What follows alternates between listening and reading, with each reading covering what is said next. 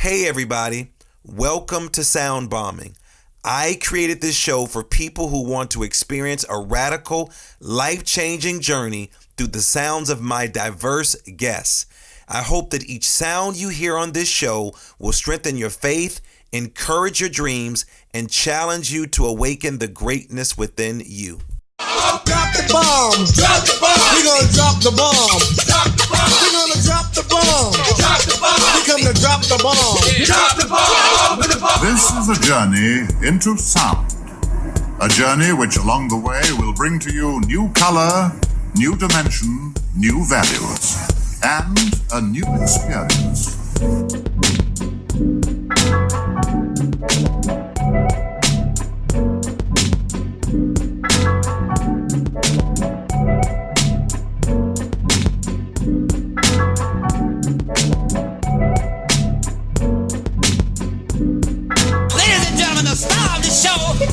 Lamar Darnell Shields.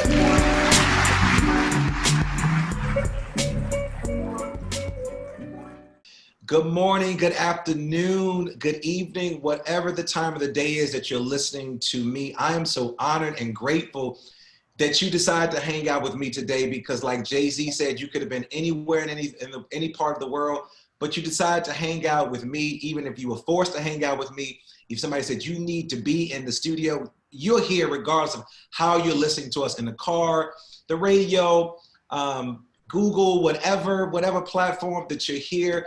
And I guarantee the next an hour is going to be life-changing, not because I am doing anything great, but because as always, I have some amazing people who stop by the bomb shelter and sit with me and talk about the great things that are going on in SoundBalming and in their lives. And so today is no different.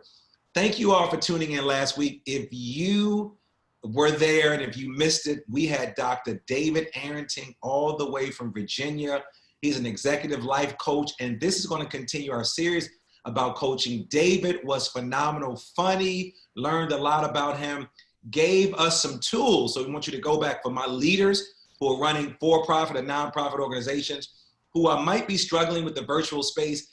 David dropped the bomb. Let me just say that. David gave some great insights onto what we should be doing in our organization, and our guests are going to continue that today. So I want to thank you, David. And for my new sound balmers, welcome to the family, to my old sound balmers. And we know sound and balming is about healing, not a B-O-M-B, but a B-A-L-M-I-N-G, balming. And for my old listeners, you all know what time it is. We always start our show with our 3 breaths. We call them the breaths of life. So I want you to find a comfortable position. And I want you to put your palms on your lap, hands facing up. And as my third graders used to say to me, Dr. Shields, sit up, sit back, roll your shoulders back and relax. Let's go for it. Inhale, hold it, exhale. 2 more times. Inhale, hold it, exhale. 1 more time. Let's go a little deeper. Inhale. Hold it. Exhale. What is that called? What is that called? That is called the breath of life. And we start every show with the breath of life because I don't know what type of energy you bringing into the SoundBalming community. I don't know what you might have done before you came into the studio with us via the airways or physically being in here. I don't want to catch anything that you got unless it's something positive. All right, you got that? So as always, I always start out my show with a question. So today is not anything different. So here we go, SoundBalmers. How do you deal with trauma? How do you deal with trauma? And you all know in my other life, I talk about trauma-informed care. I do workshops around that. But you know I talk a lot about trauma and equity and a variety of things. But I want to stop again and ask you that question. How do you deal, or how do we deal with trauma? Well, all encounter traumas of one kind or another, but we are generally adept at coping with our mini traumas. Some people call them mini traumas, some people call them large traumas. But the real challenge is learning how to address and heal from the truly traumatic experiences in life, sexual assault, witnessing extreme violence, living with domestic violence, combating experiences, all types of trauma that's out there. As Sigmund Freud once said, Unexpressed emotions will never die. They are buried alive and will come forth later in uglier ways. I always say to people that you might say one thing, but behavior shows up in all types of ways. So when trauma happens, it can be hard for everyone involved in it to be able to process their feelings about the situation. Early trauma can lead to guilt, anger, feelings of powerlessness, self-abuse, acting out behavior, and mental health issues such as depression and anxiety. Post-traumatic stress disorder, which affects children and adults, can manifest in a number of ways, such as bothersome recurring thoughts about the traumatic experience, emotional numbness, sleeping issues, concentration problems, and extreme physical and emotional responses to anything that triggers a memory of the trauma. When a person experiences trauma, they may mismanage their emotions. Well, just yesterday, my team member, Sky Berger, worked with several teachers around how do you unpack trauma in the space of education, because many of us are quarantined, self-quarantined, and we're dealing with a lot of stuff. So it made sense to bring on our next guest. Taylor and Nicole are experts. Did you hear what I said? They are experts who will explain to us how cognitive behavior therapy and trauma-focused cognitive behavior therapy can help those who have experienced trauma to address their thoughts and get past the ones that can lead to PTSD, stress, depression, and other negative emotions. They will educate us on how to manage emotions in much healthier ways through the integration of theories and techniques of several therapeutic interventions to improve the symptoms of trauma in individuals. Who am I talking about? I just told you, Taylor, Bryant, and Nicole Katsaounis are mindset coaches who have an extensive background practicing cognitive behavioral therapy with a focus on trauma. These coaches have spent 10 years, over 10 plus years, and I know they don't look like it. They look like they could be 10, right? Over 10 years working as family therapists, individual therapists, mental health therapists. Further, these coaches are currently working on their dissertation, with the focus on mental health, trauma, and finding your life's purpose, combining their years of therapy experience. Taylor and Nicole launched their coaching practice to have a more significant impact in their communities, change their lives without being held down to a specific therapy model. And you know what else is cool? They are in the building today. Ladies, all my ladies, Taylor and Nicole, welcome to the SoundBalming community. How are you? Excellent. How are you doing? I am great. How are you all dealing with the pandemic? First of all, before you answer that, let our listeners know where you are calling in from, and then answer, how are you holding up with this COVID-19 pandemic? Go ahead. Yeah, so thank you for having us on the show. So we are calling in from Harrisburg, Pennsylvania. And I think we are incredibly lucky because prior to COVID, as far as our personal lives, we were already working from home. We had the resources, we had the availability. But unfortunately, so many members of our community don't have that option. And this is, no matter how it's impacting you, this is impacting us in such an interesting way because we're all going through this together for the first time. Right. And I think that's so rare for such a huge group of people to experience something brand new for the first time together. Yes. I like, and let me just say this, I love the color coordination. I like the blazers. I like the shirt. Show us off the shirts. Life coaching. What else does it say? Life coaching, Brian. What else does it say? Bryant and Okay. Okay. So we're rocking our brand. Shout out to my brand designer, rocking my Ubuntu brand. So as you can see, we're very fashionable on this show. And so I'm loving the brand. I'm loving what you all are doing. So how are you also dealing with the pandemic, Taylor? For me personally, I absolutely loved connecting with people in person. Like with our model, we primarily do Zoom video technologies to meet up with our clients. But Nikki's always like, Taylor, you always want to go in person. This person wants, you to sit in front of them. So I'll go with that. That's been a little bit of a struggle for me because I do like to sit across from somebody and read their body language. It can be quite different between video and in person, right? So for me personally, it's been a huge adjustment. But with the help of Nikki and us kind of therapizing, if you will, and coaching one another, we're able to support each other through this time and work through some of the personal difficulties that we have. So Yeah, before we, go ahead. I'm sorry, go ahead. I think we're both dealing with it in that very simple form. We have the ability to utilize each other. And so that's made a huge difference. Well, since you started that, Nicole, AKA Nikki, that's my producer's name, and I'm sure she loves the fact that you are here and two ladies in the space. You know, when Nicole, my producer, gets excited, I get excited. So her name is Nicole, and they call her Nikki as well. But let's talk about how did the two of you all meet and come together? Before we get into the work that you're doing, because I've read all of the great things that you're doing and the direction that you're going in. Let's talk about how did Nikki or Nicole and Miss Bryant, how did you guys come together to start doing this work? So let's say about 2 years ago, it was like January 2017-ish. I was looking for a little bit of a change. And I went to work for a company, and then she was the supervisor of the team that I was hired onto. And I just remember when she was training me, I was like, this woman is smart, she's beautiful, she's talented. I was like, I want to get to know her. And I kind of feel like this relationship's going to be a lot more than just employee and supervisor. And then I'll let her tell the rest of the story, but to fast forward, I got promoted as well. So her and I both were supervisors, clinical supervisors over 2 different teams.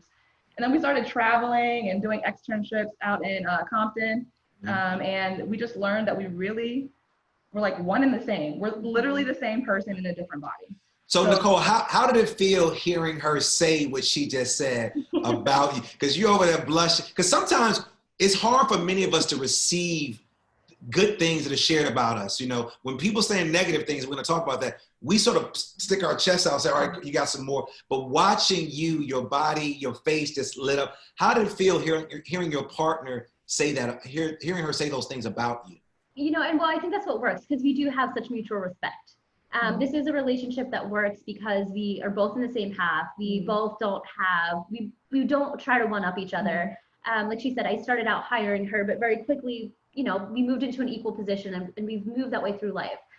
So like she said, through all the traveling to Arizona, to Florida, to California, through our jobs, you know, there's lots of red eye flights and lots of very long office hours and this unique bonding experience. And so that's how we became to be because, you know, we're sitting at a hotel bar one day, ready to catch a late flight back and in Wellington, Florida, yeah, Palm Springs. And we were talking about the gaps in the community and what a great job we're doing, but where agencies and insurances and different kind of things get in the way of us being able to provide full focus service to everyone. You know, go ahead, finish your thought. So we problem solved what can she and I do together to empower people, empower ourselves to make a bigger change. And that's what we did. And that's how we came to be.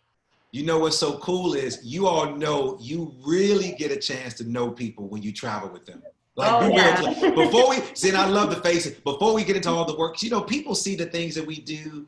Ladies, they see what we do, but they don't see the sacrifices that we make, Taylor and Nicole. And on those road trips, late night flights being canceled, bags being lost, computers, bags being stolen, computer files crashing.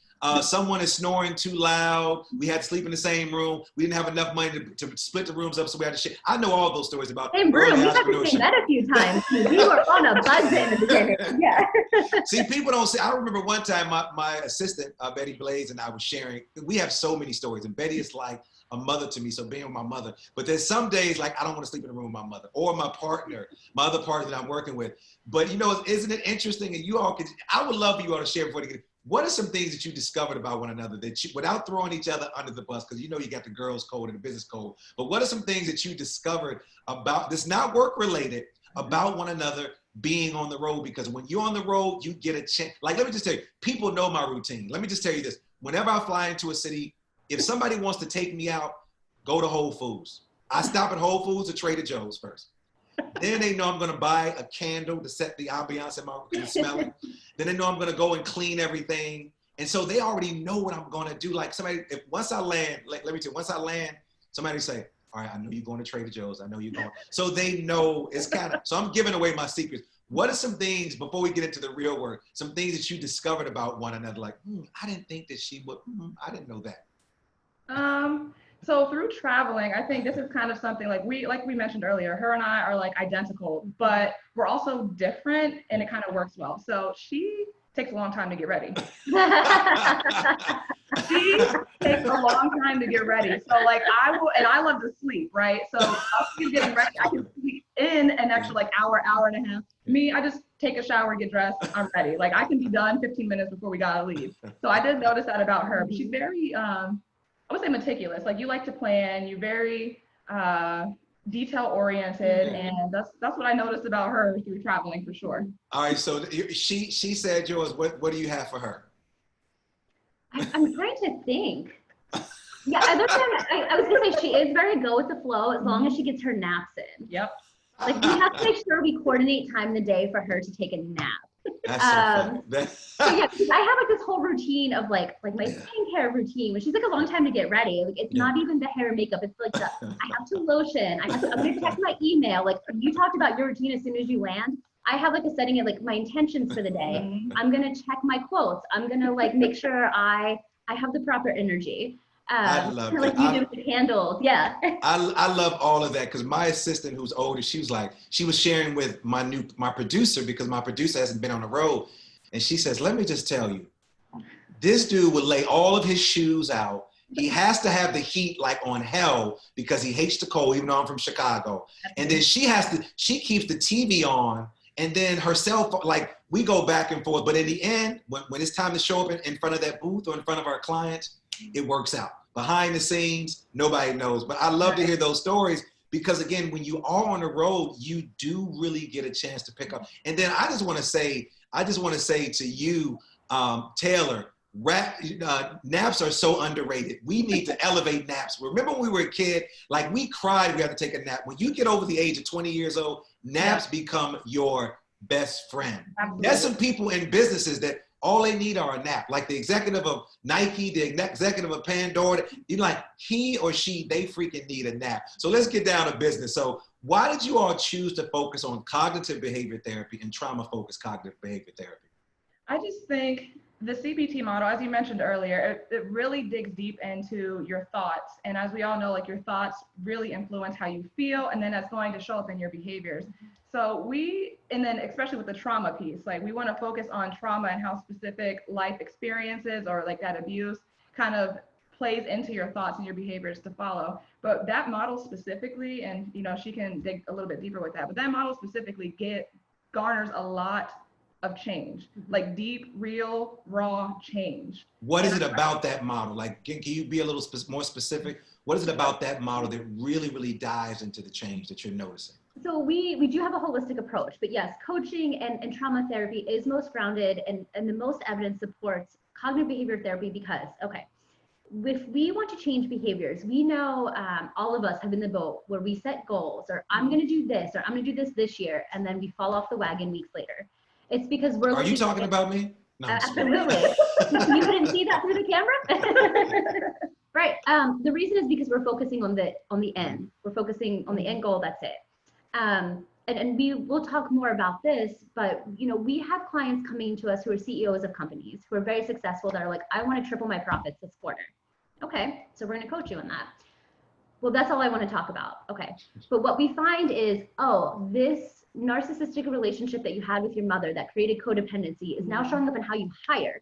And when you hire differently, you affect your sales differently. All of a sudden, we're increasing profits. So whether you think you have trauma or not, promise you do somehow.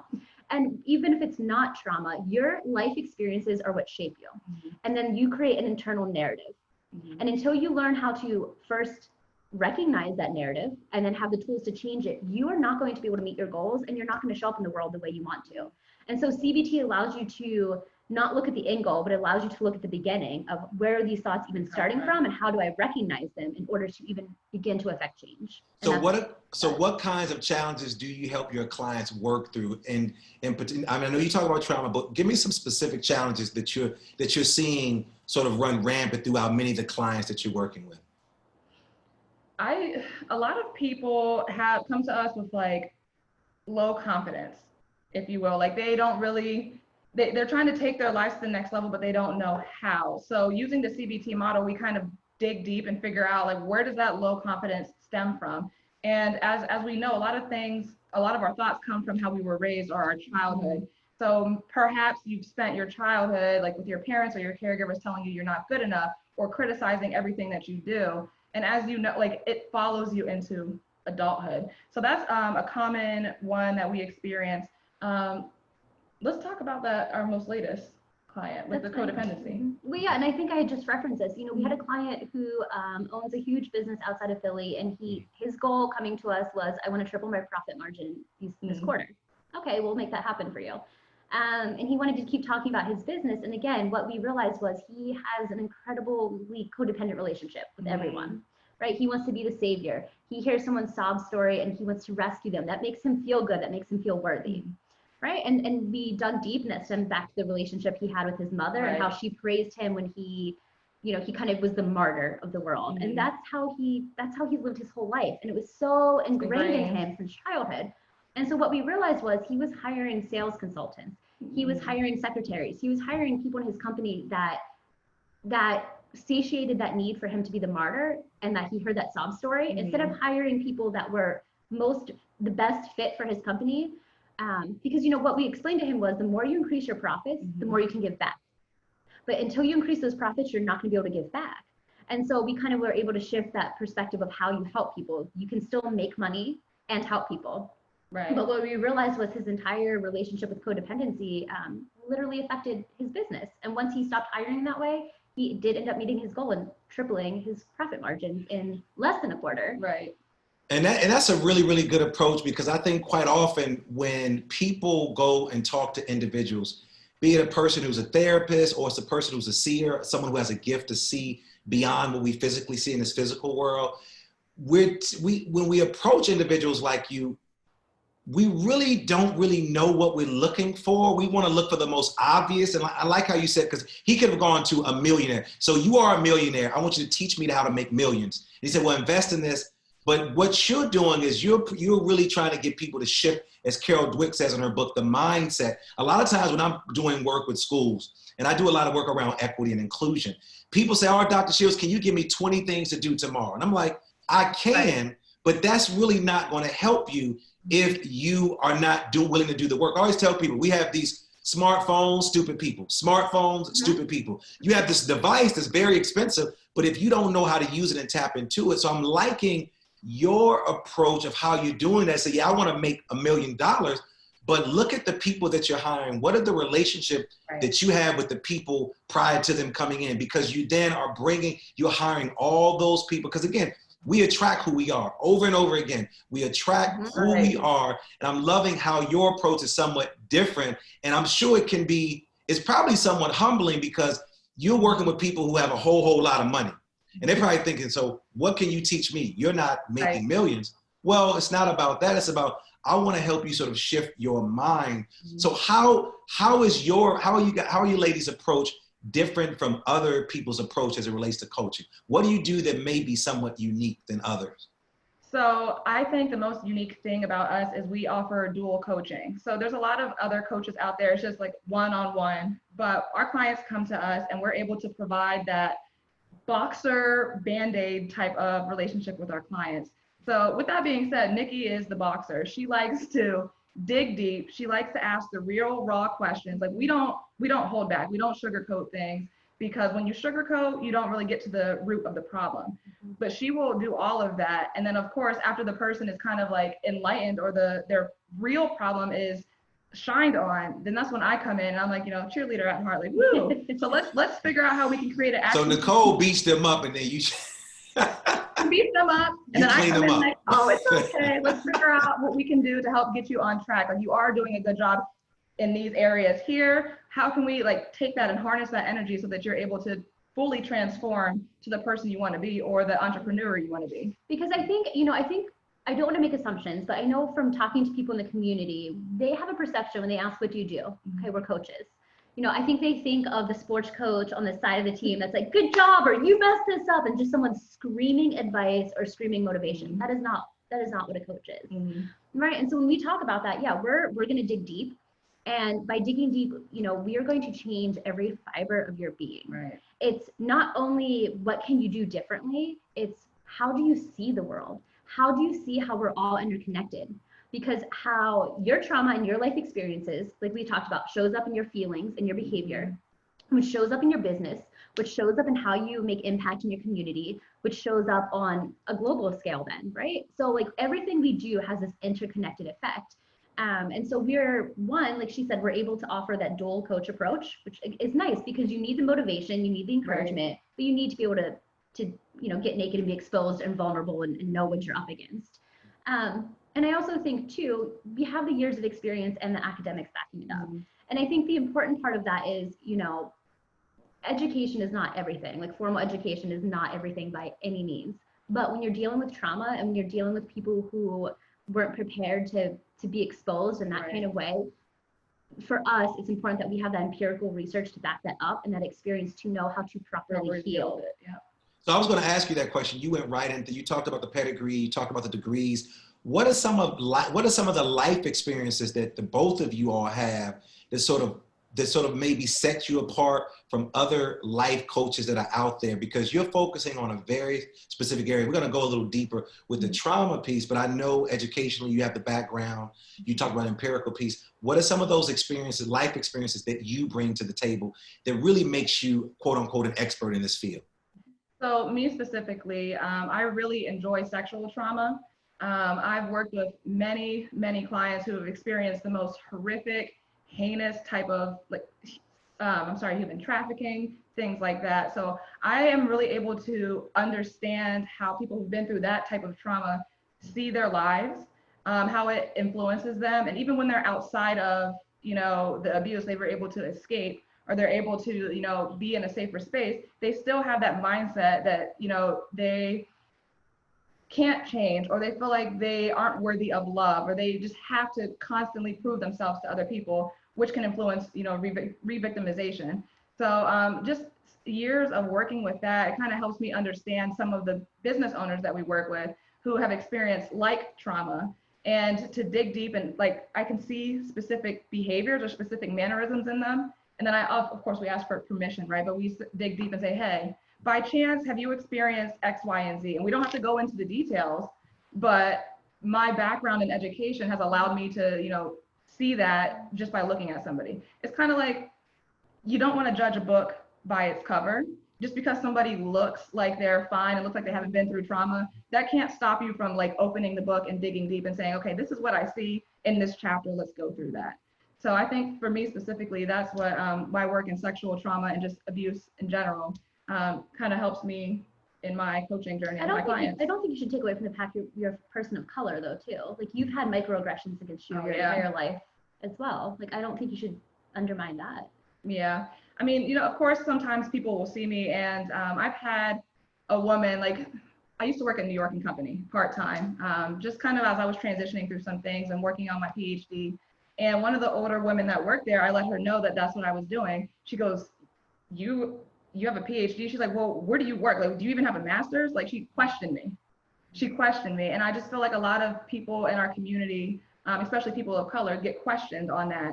And it just seems like people don't believe that you are able to educate yourself that way or have, a career that lights you up. That's what you're referring to, right? Yeah.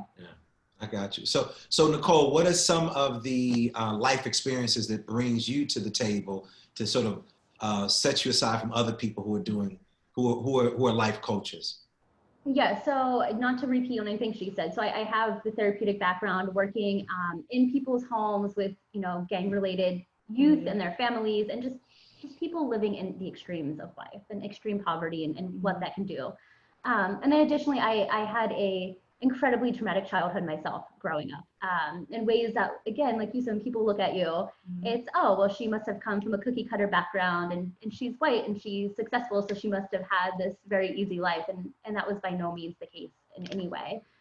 So having that personal experience of knowing how those childhood traumas show up in adulthood and knowing how that affects your confidence and having to work through that physically myself, those physical and emotional scars, as well as, like you said, 10 years of being in-home therapist, and then having the academics, and then now this. So I think it provides a nice holistic approach to being able to relate to people and know what that looks like, and also being able to call people out.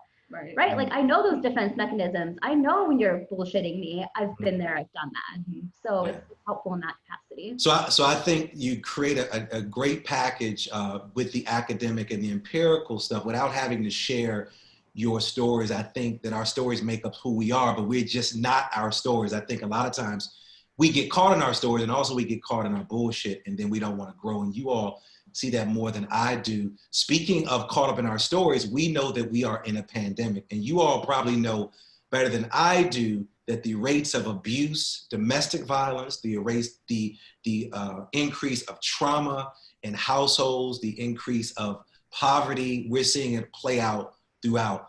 What are some things that you can share with our SoundBalming community, some things that they should be working on right now if they're in those uncomfortable situations where they may be dealing with some traumatic events, right? Because we all, let's just be real clear, everybody internationally is dealing with this pandemic. How we cut, I told some teachers, I said, don't judge yourself based on another teacher. The reality is we all are a hot mess. Some of us just do a better job of covering it up. And so what are some things that you can share with our listeners that they should be doing right now who are feeling this feeling of trauma currently? So I think it's most basic form. I'm going to answer that, but not directly. Yeah. So for individuals experiencing trauma of any kind, currently, in the past, maybe pandemic related, whatever the case may be, we are very good as people at putting on our armor, right? So we know how to armor up, we know how to fight, and we stay stuck in that mode.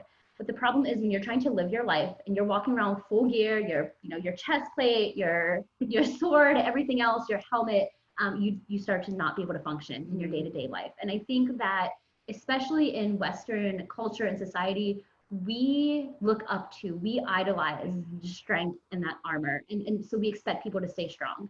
And we look down on vulnerability. So I think to everyone listening now, despite what you're going through, is being able to take off that armor and open up to someone. Absolutely. And not Joe Schmo neighbor who might not understand, but truly being able to, in any kind of professional capacity, or there's so many support groups out there, just anything, being able to understand that armor is not always a good thing, and it is a burden, and just being able to know that true strength comes in that vulnerability, because until we start talking about it, until we start opening up, not only are you not going to heal yourself, but you're not going to shed light for so many other people who need to have this discussion, where this needs to be a discussion all of the time right now. Wow.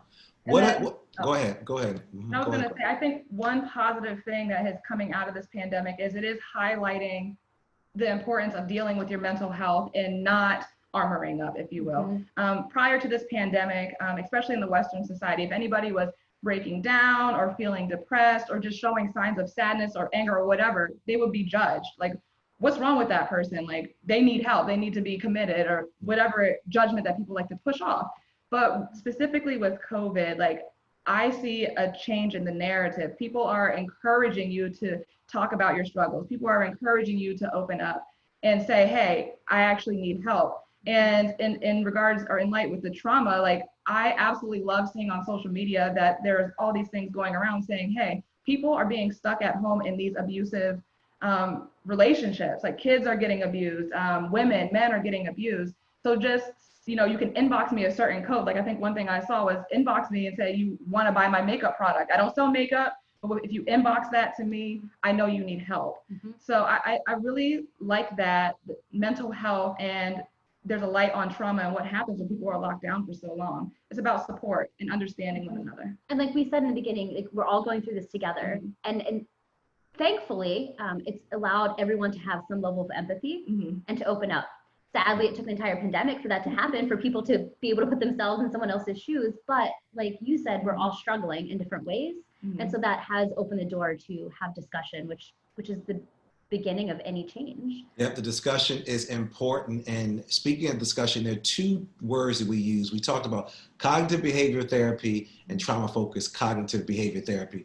When would someone use cognitive behavioral therapy versus trauma-focused cognitive behavior therapy? You want to take that? Yeah, so cognitive behavioral therapy can be done in everything we do. So whether you go to a specific CBT group or whether it's through coaching, because that's what the model is, CBT can be implemented in any part of your life.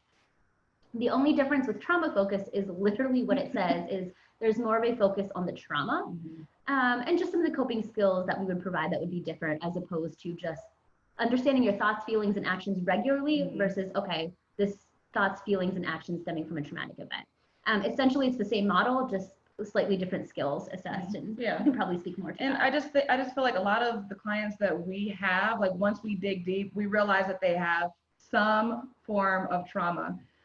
So when trauma is present, we kind of take that focus there, and we focus on breaking down those experiences and what happened, and we like to point process, because we can see like the types of behaviors that they have, or like those self-defeating thoughts or that inner voice that they have, and we really focus on the trauma. And then once that happens, they are able to change other areas of their life. I was going to say, like, a lot of people come to us for one reason. They're like, oh, I'm having troubles in my relationships. But we end up digging deep and getting really raw, and it's holistic life changes across many different systems: your personal life, your business life, your relationships. Once you can target the unresolved trauma, things start to flourish, and you start to, see success across many areas of your life. Okay. Are you able to take us through the 8 components and the 3 distinct phases of trauma-focused cognitive behavior therapy? Sure. So for TFCBT, the first thing that we do is psychoeducation. So a lot of people don't really understand the definitions of, let's go with sexual assault. So a lot of the people that are, some of the kids even that I work with, they don't understand the definitions of sexual assault. So it's important to educate. It's important to highlight terms and like share with them different examples of what that is. So I think education is key. And even like you said, educating that so many people don't understand what consent is, or even that they had been assaulted. Right. They thought that they were coming to us for one specific situation. It's like, oh wow, if this is the definition, I've been assaulted 6 times. So just understanding how to put their life in that perspective. Right. And then once we dig deep with that psychoeducation, we kind of get into relaxation. Sometimes we will point out some negative coping skills that people have.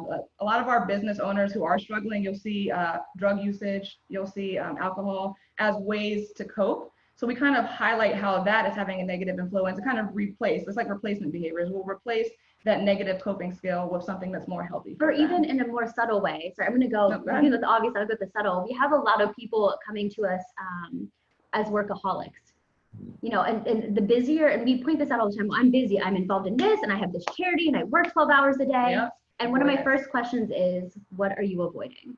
Because people who have had traumatic experiences stay busy so that they don't have to sit in their own thoughts and actually dig deep. And so, sometimes it is obvious things like alcoholism. Other times it's them being, the savior to everyone. I'm just a really busy person.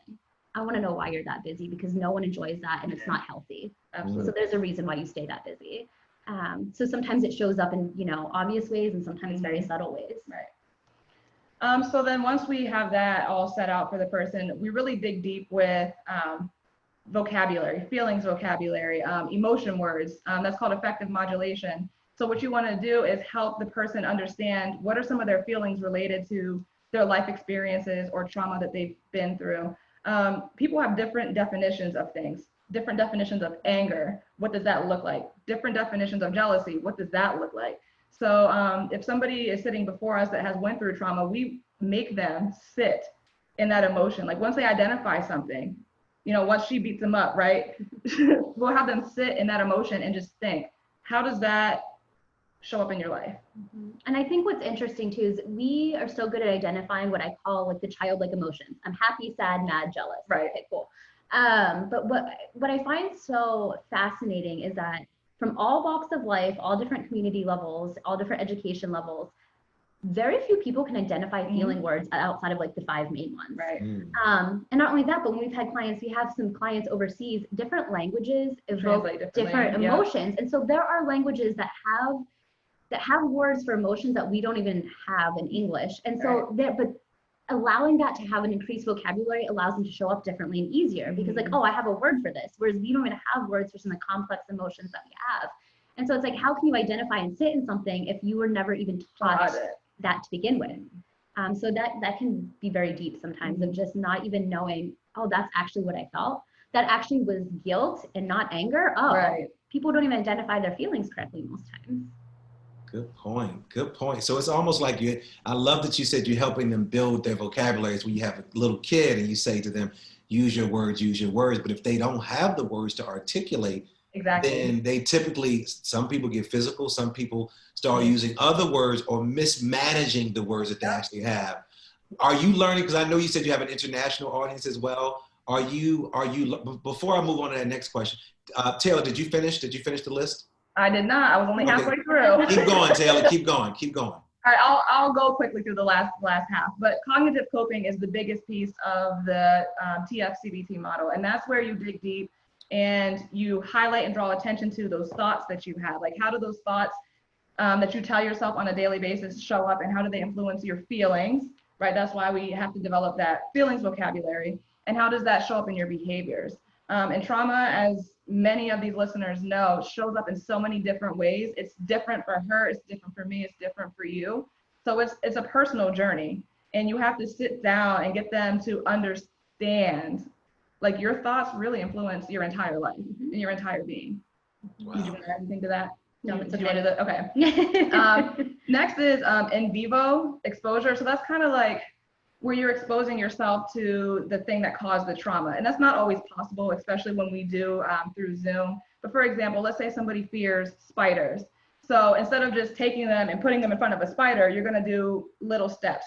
Maybe you'll show them a picture on your phone. Then maybe you'll show them a bigger picture. Maybe then you'll show them daddy long leggers until they are able to be desensitized to that trigger, the trauma trigger. And I love that you're giving, so we're giving those super obvious examples, again, for those people who may not have that obvious. Spiders. Yeah. Like me, I'm scared of spiders. That's why I picked that. This may show Are you taking up, your own advice, Taylor? Right. This may show up in, and I'll give with us, when we first started the business, I refused to do anything social media related. Like, if we would have been sitting on this call, I'd have done the audio only. That was just something that, because I was scared to put my face out there, I was scared of that judgment and that criticism. And, she had to call me out on my stuff, like, Nikki, this is your old stuff showing up again, and now it's going to affect our business. Get over it. Like, if you want this to work, essentially get over it. And we worked through that, and now I'm on social media all the time. I'm trying to be brave and work through those icky feelings. You color coordinated, you got the hair, got the glasses. No, yeah. But so it shows up. It doesn't have to be the obvious thing. It might show up in that you have disdain for something that you think is a noble. Well, I don't do social media for this, or I don't do this because of that. And it's like, is it really because you have disdain or you have fear? And where does that fear come from, and that insecurity? And so it shows up, like you said, in so many different ways. Two more. You ready? Ready, I'm here.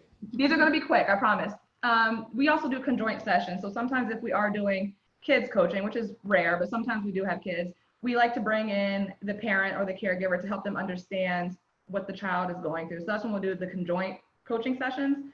But last but not least is it's enhancing safety. So anything that we see that hasn't been talked about, we bring those pieces in to kind of create a complete package. Mm-hmm. So Man, that's you all, listen, let me just tell you, anybody that's out there listening, if you ever question that these sisters did not know what they were talking about, you better go and ask somebody, because you all are flowing not only just with the 8 steps, your own personal experiences, the giving examples of some of the results that you're learning from it. It is mind blowing. But then also, I don't know if you're about to say something else, Taylor, before I go to the second question. Nope, the second part of it.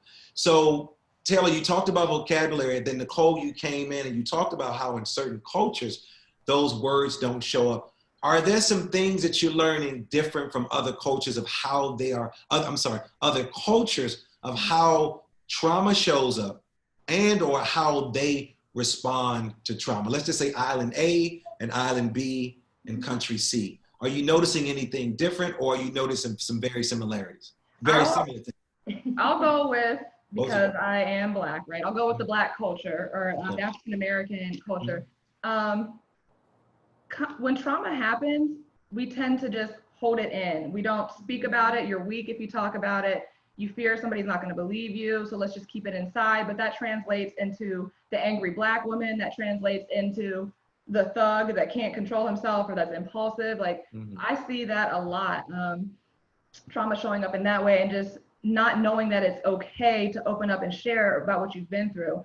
People really kind of feel embarrassed, if you will, especially if sexual abuse is present with a male. They feel embarrassed and they don't want to let other people know that that's happened to them, especially if the perpetrator was male. So we tend to keep those types of thoughts and feelings inside, and unfortunately it does show up in our behaviors. Similar with the Hispanic culture that I've seen, they tend to keep things in as well, but they're more like fluid with it, if you will. And I know for me, yeah, so I spent a lot of time overseas, and so I saw, Dr. Shields, that you also are into like the Ubuntu philosophy, right? Yes. So, but in that, yeah, I know, I was super excited. So in Eastern medicine, right? So yes, to answer your question, not only is it showing up in, like you said, different subcultures that we have in the US, but yeah, different words, different ways to reframe experiences. So we are not only are understanding words that we didn't know before and trying to, use that currently with our clients here in the States, but trying to get people to understand, like we had talked about earlier, our approach to coaching and why we know it's so different is because we do take that holistic approach. And we know that you, Dr. Shields, the way you show up and the way you interact with people is going to have a ripple effect. And that can be huge, and you may not realize it. And so we do try to take that Western, because Western medicine is very focused on evidence-based, and that so that's a benefit, is that okay, we know how to be beat down, we know how to find evidence, we know how to defend ourselves, that's why we have all these snacks. But then also taking the other side of that that's not the only way, and that there is a holistic, energy related approach, and taking that from Eastern coping skills and really combining that to give everyone the full scope of understanding on a worldwide level what this looks like. And I appreciate that approach. And so my final question to you all, well, really not my final, because we have to do the super bomb questions, but my final question for this section, what type of results do your clients typically experience? Because when we wrap up, I want you to share with our listeners how they can get in contact with you as well. But what are some of the results that you're noticing from your clients? Like I said earlier, a lot of our clients will come to us for one specific reason. And at the end, when we're like closing up, we always like to do a check-in. And they're always saying like, my life has completely changed. I came to you guys for one thing. This wasn't what I expected, but it's what I needed. So they're seeing total life transformations. Like not only are their relationships flourishing, but they're starting to attract that success into their business as well, because some of those thoughts that hold them back have now been shattered. They view themselves in an entirely different manner that allows them to show up the way that they want to show up. And I think we had one client who traveled to Peru and did ayahuasca. And so that was, this was years ago, and this was life-changing for them. So for those who don't know, ayahuasca, you drink it, and it's a hallucinogen, and it's like a 12-hour-long journey of just, you can dig deep in your brain and remember old situations and life events. And so when you come out of that, generally people are like, wow, I feel different. And we had a client say that was nothing compared to their 3 months of coaching with us. That by the end of that, they just felt like the way they looked at their neighbors, the way they looked at the community, the way they understood how, again, everything is so connected. They said it was like that. Just you opened your eyes, it's like you woke up out of a fog and you're like, how did I not see this before? Right.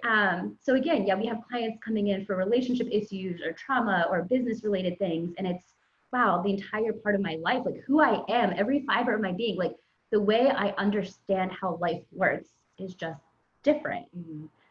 And you too, SoundBalming community, you can have that same experience, because Taylor and Nicole are going to share with us how you can get in contact with them. So share with our listeners how they can reach out to you and what do those steps look like. Sure. So we have several different platforms on Facebook. You can find us at Bryant and Katsaounis, and I'll spell Katsaounis for you. Katsaounis. So that's Bryant and Katsaounis Life Coaching on Facebook. On Instagram, you can find us at BK, as in Bryant and Katsaounis, BKLLC19. And then last but not least, if you want to kind of dig a little bit deeper and see the different types of products and services that we offer to our community, you can visit our website at www.visiondrivencoaching.com. And that's vision, like your eyes, VISION, driven, DRIVEN, coaching, COACHING.com. And All you can go to the contact page, submit your inquiry, and we're highly responsive. We'll get to you within. If you leave it up to Nikki, it'll be 24 hours. If you leave it up to me, I'll respond right now. You know, we do send out free content. We do not blow up your email, but I do a newsletter a couple of times a week talking about anxiety or different traumas or whatever happens to be in my mind that I want to share, how to find your purpose in life. So it's generally just a short little article. There's no attachment with it. You just get it for the sake of we enjoy doing this and putting content out. So you could also subscribe to that just to kind of start to get a taste with, no strings attached or no feelings of pressure. And you can subscribe on our website, thevisiondrivencoaching.com.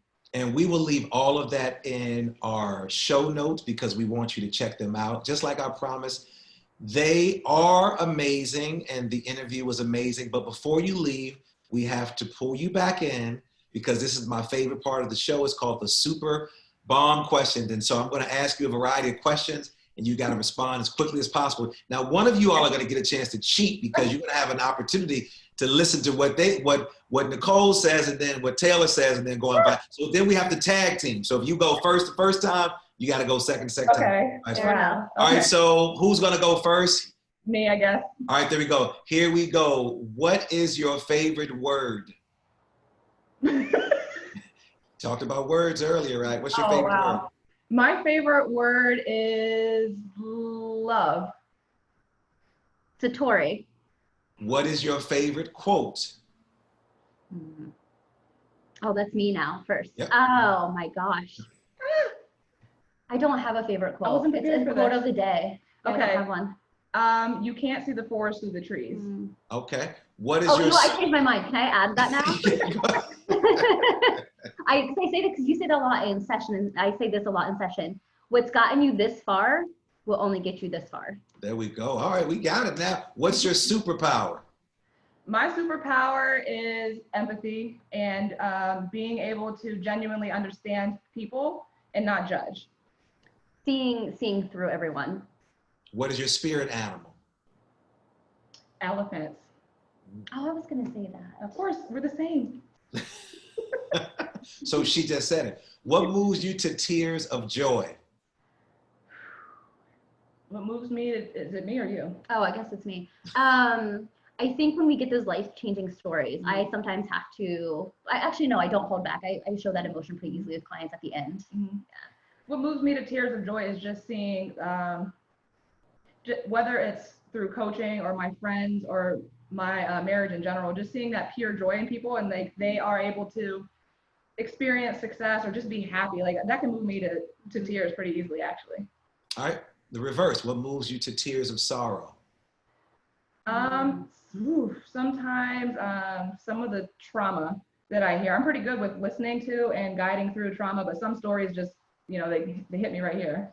I think the overall lack of holistic understanding and empathy, like in the world as a whole, whether we're talking about Black Lives Matter or mental health or just any cause, animal rights, like human rights, like just, I think what moves me to tears of sadness is just the overall very self-serving, egotistical attitude that is, again, especially in this culture, that is somehow looked highly upon. And I personally, it's hard for me to understand that. She does get angry at that.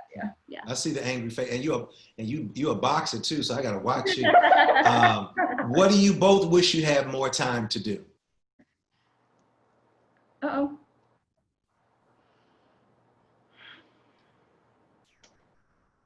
I don't know how to answer that question because I really truly feel like we have freedom to do. We're doing what we love. Yeah, like traveling and reading and working out. In its most simple form, like I want more time to just live. Like I know sometimes it's so hard for me to go to sleep at night because I'm so excited to start the next day. Like, I mean, I feel like almost sleep is depriving me of like just experiencing the world. But I don't feel like we're missing out on time to I agree with do that. anything. Yeah. Okay. Well, speaking of reading, Taylor said reading. She just had time to read. What is the best book or books you've given as a gift and why? So it's really strange, but I am a big fan of the life coach Brendan Bouchard. So a lot of the people that we work with, I always like gift out his high performance planner to people who have made life changes, or I let them know about his book, The High Performance Habits. Currently right now I am reading 50 Cent's new book that came out, and he's talking about just how not to undersell yourself, finding your value, the importance of who you surround yourself with in terms of growth. I'm a little bit more than halfway through that book, but I do plan on gifting that out to some of our community as well, because he has a powerful message in that book. I think one of my favorite books to gift, regardless of who you are or where you're at in your journey, is something called The Book of Joy. And it's with the Dalai Lama and the Archbishop Desmond Tutu. And again, talking about two different approaches, the Christianity viewpoint, the Buddhist viewpoint, again, how people from two different cultures and backgrounds can holistically come together and find true unadulterated joy. I think. Feeling that, Nicole. We got a connection. Oh, yes, I saw you. We're going to talk about it. We got a connection, sister. Final question. If you were in the Miss America talent competition, Nicole and Taylor, what would your talent be? I'm going to call people on their shit so fast. That's a talent, I'm telling you. I mean, yeah, I think our dual coaching approach is unlike other people. I mean, we don't see it. And like when we come together, we vibe really well. We're able to call people on their stuff. We don't miss anything. So I think that's a real talent. Well, I want to thank the two of you all, Nicole and Taylor, for hanging out with me in the bomb shelter today. My SoundBalming community, I told you that they were going to be amazing. So I want to thank you all for joining me. Thank you. Thank you for having us. Seriously, this was an awesome experience. And I also want to thank my engineer, my Haitian brother, Alexander Blanc, my producer, who I cannot do this without, another Nicole Klimpaka, Supremacy for our theme music, and all of you for listening. Make sure you subscribe. Stop being stingy. Share me with everybody. We're on every platform, so there's no excuse to not share me with your friends. And if you want to know more about me and check out my brand, my shirt, Ubuntu, and the I clothing line, go to drdrlds.com. If you want to know more about me, that's where you can find out where I'm speaking as well. And as always, believe that something wonderful is about to happen and that some people miss the message because they're too busy looking for the mess. Thanks for tuning in, and do something for someone other than yourself today. Take care of yourself. Don't let this COVID-19 beat you down. Let's build people up. Peace. Thank you.